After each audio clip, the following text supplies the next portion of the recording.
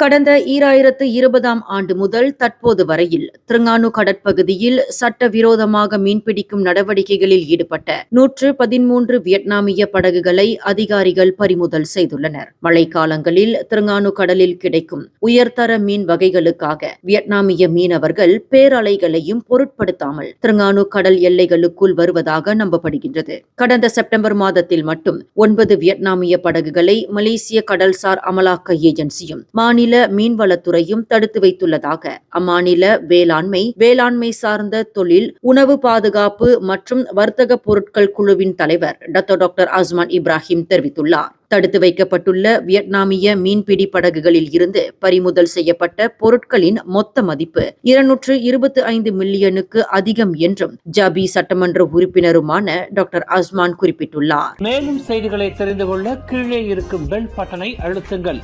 உங்கள் மகிழ்ச்சியை வெளிப்படுத்த லைக் மற்றும் ஷேர் செய்யுங்கள். தொடர்ந்து திசைகளோடு இணைந்திருக்க சப்ஸ்கிரைப் செய்யுங்கள்.